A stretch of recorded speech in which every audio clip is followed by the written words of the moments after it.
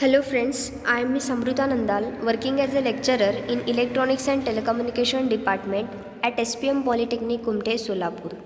This is the third video lecture on unit number 4, Advanced Wireless Standards. In previous video lecture, we had discussion on need of 3G and 4G technology, and second point is IMT 2000. In IMT 2000, we had discussed what are the visions and services of IMT 2000 and what is the spectrum requirement for IMT 2000, and also what are the compatibility requirements of IMT 2000. So in this today's video lecture, we will going to see Universal Mobile Telecommunication System, that is UMTS, also called as a WCDMA. So let us start with this point. WCDMA stands for Wide Band CDMA. So विद्यार्थी मित्रांनो, तुम्हाला माहितीच असेल की CDMA म्हणजे काय. CDMA it is a code division multiple access. तर त्याचा जो वाईड बँड असलेला फ्रिक्वेन्सी असलेला जो काही मल्टिपल ॲक्सेस टेक्नॉलॉजी असेल त्याला आपण WCDMA म्हणणार आहे आणि त्यालाच UMTS असंही म्हणू शकतो. UMTS is nothing but universal mobile telecommunication system. This system has evolved since 1996 and it has been developed by ETSI and European carriers, manufacturers, government regulators collectively. तर हा जो स्टँडर्ड आहे हा 3G स्टँडर्ड आहे आणि तो 1996मध्ये डेव्हलप केलेला आहे बाय कलेक्टिवली, म्हणजे ह्यांच्या सगळ्यांच्या सोबतीने, म्हणजे ETSI, European carriers, manufacturers, government regulars, तर हे सगळे मिळून ह्या स्टँडर्डची डेव्हलपमेंट केलेले आहेत. UMTS is designed to have backward compatibility with the second generation systems such as GSM and IS-95. तर बॅकवर्ड कंपॅटिबिलिटी म्हणजे काय आहे हे मी लास्ट लेक्चरमध्ये सांगितलेलं आहे. बॅकवर्ड कंपॅटिबिलिटी म्हणजे याआधीचे जे काही जुने जनरेशन्स आहेत तर त्या जनरेशनलासुद्धा हा जो स्टँडर्ड आहे तर तो काय करतो, सपोर्ट करतो. म्हणजे त्या सपोज तुमच्याकडे 3G किंवा 4G सिम कार्ड आहे त्यावरती 2G कॉल्सही येत असतात किंवा 2G डेटा रेटलाही तो सपोर्ट करत असतो. तर हा झाला backward compatibility. The 3G WCDMA air interface standard support always on packet based wireless service. तर ह्याचा जो वायरलेस सर्विस आहे तर तो पॅकेट बेस्ड सर्विसेस आहे, म्हणजे it is a wireless system. With WCDMA, user can do the broadcasting, mobile commerce, games, interactive video all over the world using small handset. तर ह्या WCDMAमुळे आपल्याला कुठले कुठले सर्विसेस प्राप्त झालेले आहेत, लाईक ब्रॉडकास्टिंग, आपण ब्रॉडकास्ट करू शकतो. मोबाईल कॉमर्स म्हणजे ऑनलाईन बँकिंग, जसे की पेटीएम किंवा तुमचे मोबाईलचे ॲप, बँकिंगचे ॲप्स जे आहेत तर ते आपण यूज करू शकतो. गेम्स, इंटरॅक्टिव्ह व्हिडिओज बघू शकतो आणि तेही ऑल ओव्हर द वर्ल्डमध्ये यूजिंग फक्त एका छोट्याशा हँडसेटमधून. हे सगळे सर्विसेस आपण UMTSच्या मुळे घेऊ शकतो. Okay, so first see what are the features of this UMTS or a WCDMA. So first one is it is a wide band DS-CDMA system. तर हा वाईड बँड DS-CDMA सिस्टीम आहे. Backward compatible with GSM second generation systems and packet data rate on downlink 2 Mbps. Minimum forward channel bandwidth हा 5 MHz आहे. Frame structure 16 slots per frame. तर हे जे features आहेत, important features आहेत, एक्झामला विचारले जाऊ शकतात. Okay, so focus on this features. So next आहे UMTS आर्किटेक्चर. आपण जसे GSMचं आर्किटेक्चर बघितलेलं आहे त्याचप्रमाणे UMTSचा सुद्धा आर्किटेक्चर दिलेला आहे. तर हा पण खूप इम्पॉर्टंट बीट आहे ह्या युनिटमधला. Okay, so there are main components of UMTS. तर ह्याचे मेन कॉम्पोनंट्स कुठले आहेत ते आपण पहिल्यांदा बघूयात. So first one is a user equipment, that is UE. Second one is a UTRA network. Next is a CN, that is core network. These are the three main components of UMTS. तर हे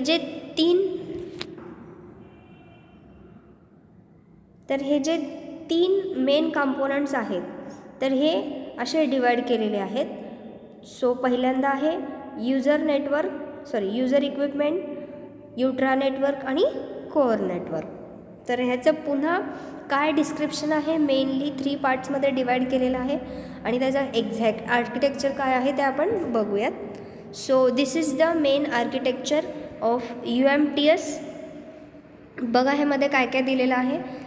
तर हा जो first one आहे तर हा दिलेला आहे UE, that is a user equipment. आणि हा जो दिलेला आहे हा युट्रा नेटवर्क आणि हा आहे कोअर नेटवर्क. तर असे 3 सेक्शनमध्ये हा पार्ट जो आहे तो डिवाइड केलेला आहे आणि तिन्ही सेक्शनचा डिफरंट जो काही डिस्क्रिप्शन आहे ते आपण बघणार आहोत. तर हा युजर इक्विपमेंट म्हणजे एक्झॅक्टली काय असतो, तर हा तुमचा मोबाईल हँडसेटमधला जो काही सिम आहे तर इथे आपण युजर सिम कार्ड USIM असं म्हणणार आहे. तर USIM जो काय आहे तर त्याचं काय फंक्शन आहे, युजर इक्विपमेंट ह्याचं काय फंक्शन आहे ते आपण बघूयात. तर त्याच्यानंतर हे नोड बी जे दिलेलं आहे तर हा सेम BTS सारखा असतो आणि RNC काय आहे तर तो हा BCS सारखा असतो आणि हे MSC तर माहितीच आहे तुम्हाला. त्याच्यानंतर जिथे PSTN ISDN आहे सो त्याच्यानंतर सेम GSMचा हा कझिन ब्रदर असल्यासारखंच आहे. थोडेसे काही नावं चेंज आहेत, बाकी सगळं फंक्शन वगैरे सेमच असतो. तरीही आपण बघूयात. So first one is a user equipment. तर युजर इक्विपमेंटमध्ये काय दिलेलं आहे बघा. To a single user this domain is assigned which include functions required to access UMTS services. User equipment section is again subdivided into 2 parts. First one is a mobile equipment and second one is a user service identity module. आता USIM म्हणजेच user SIM card, services identity module असं SIM कार्डचं त्यांनी long form दिलेला आहे. Okay. So हा जो section आहे हा युजर इक्विपमेंटचं सेक्शन आहे. तर त्याचे 2 पार्ट्स USIM आणि मोबाईल इक्विपमेंट हा ME. ओके. त्याच्यानंतर आहे for UMTS USIM content the SIM which perform task such as encryption, authentication of user and it store all required user data for the UMTS. तर UMTS स्टँडर्डसाठी जे काही लागणारं ॲथेंटिकेशन आहे किंवा लागणारा डेटाबेस आहे, एन्क्रिप्शन आहे, तर ते सगळं ह्या सिम कार्डमध्ये स्टोअर केलेला असतो USIMमध्ये. For an enhanced program execution environment USIM contain a microprocessor and USIM belong to service provider. तर हा सगळा जो कंटेंट आहे तर तो स्टोअर करण्यासाठी त्याच्यामध्ये एक मायक्रोप्रोसेसर बसवलेली असते. सगळ्यांना माहिती आहे सिममध्ये एक चिप असतो. ओके. तर त्याला मायक्रोप्रोसेसर असं म्हणतात. तर तो सर्व्हिस प्रोव्हाइड करून जो काही डेटा आहे तर तो घेत असतो. तर सर्व्हिस प्रोव्हायडर म्हणजे माहिती आहे तुमचा सिम कार्ड कुठल्या कंपनीचा आहे, एअरटेल आहे, वोडाफोन आहे, डोकोमो आहे, जिओ आहे का आयडिया आहे, तर ह्याच्यावरती तो डिपेंड असतो. Main equipment domain itself is end service in which function for user interface as well as for radio transmission are loaded.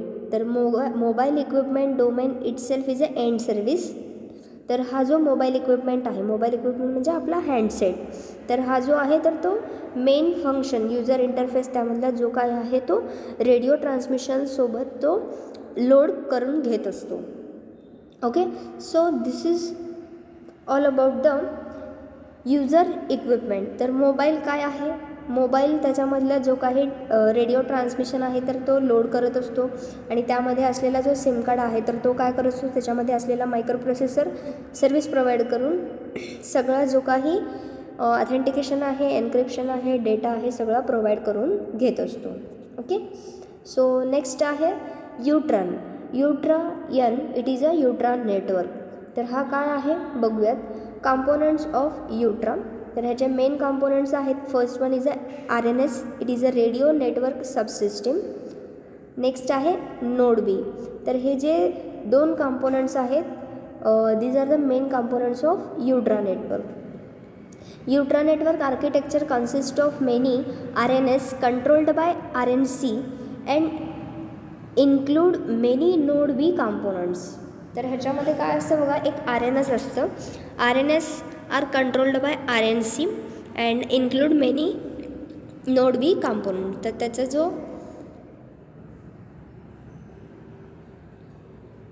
RNC आहे तर तो मेनी नोड कॉम्पोनंट्स इन्क्लूड करून घेत असतो. In UMTS RNC and node B are similar to BSC and BTS respectively. तर GSM मधला जो काही BSC आणि BTS आहे त्याचप्रमाणे UMTS मध्ये RNC आणि नोड बी आहेत. Okay, so this is the system for UTRA network. तर ह्याच्यामध्ये काय काय आहे बघा, RNC आहे आणि त्याच्या RNCला कनेक्टेड नोड बीज आहेत. तर नोड बीज जे काही आहेत तर ते टॉवरप्रमाणे असतात, जिथून आपल्याला सिग्नल्स मोबाईल इक्विपमेंटला किंवा युजर इक्विपमेंटला मिळतात.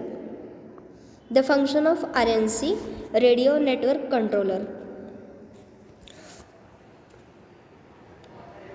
तर त्याचं काय काय फंक्शन आहे बघा, call admission control, encryption decryption, congestion control, radio resource control, protocol conversion, switching and multiplexing, setup and release, allocation of code management, power control and RNS location and handover control.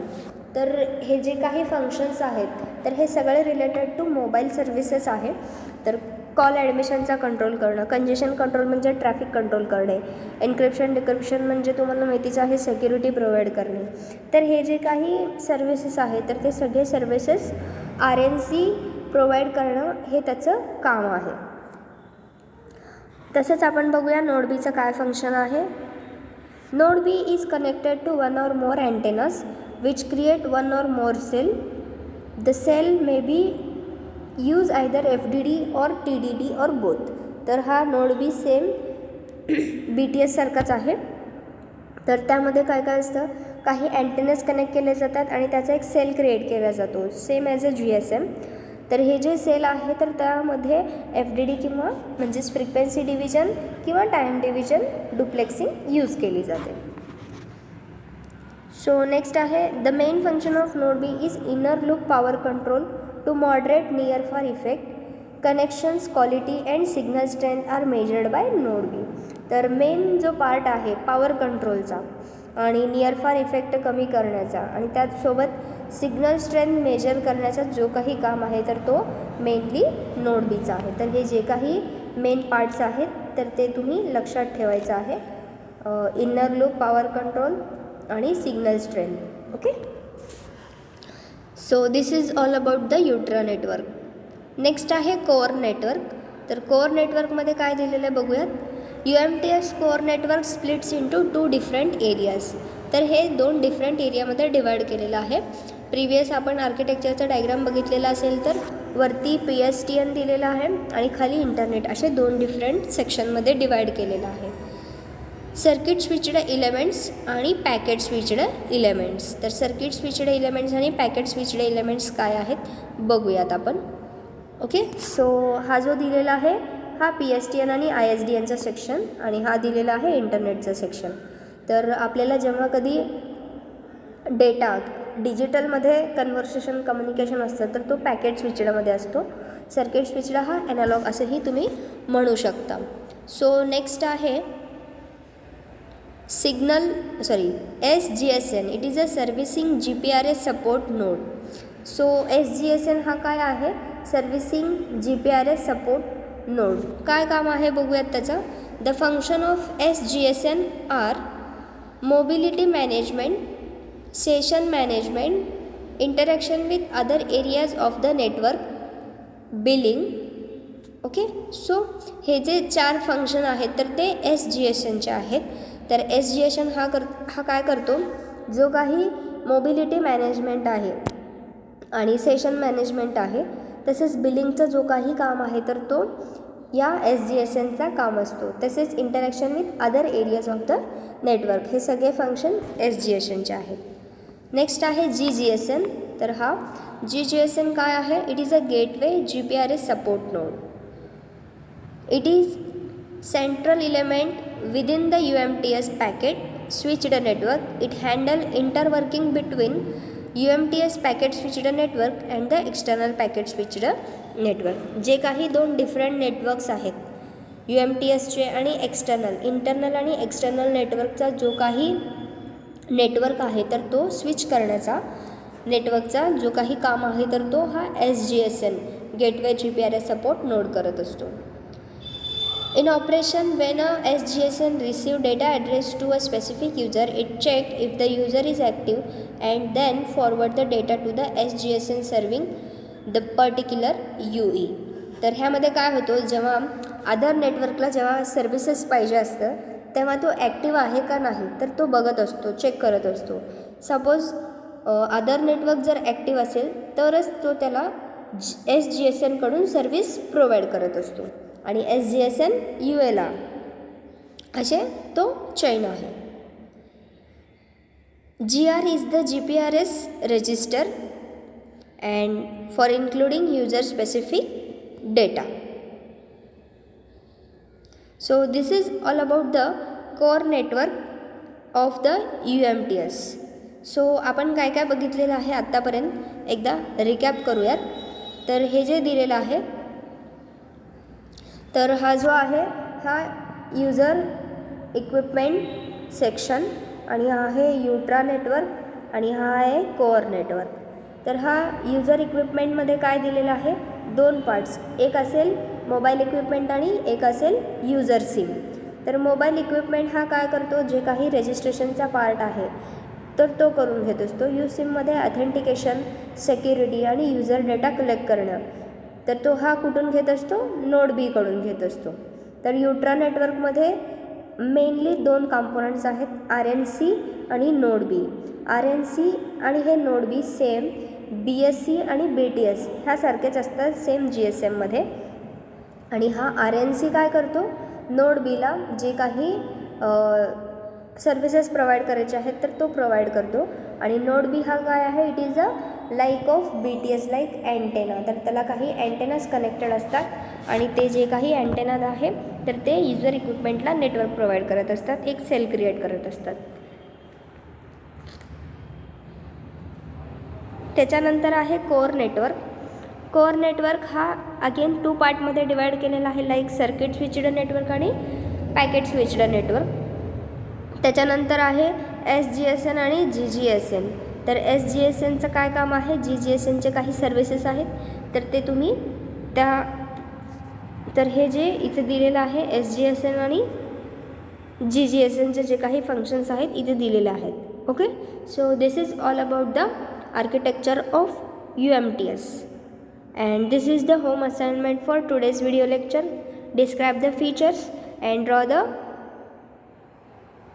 and describe the architecture of UMTS. तर हा end आहे, R झालेला आहे. Okay, so complete this assignment and send to my WhatsApp number. Thank you.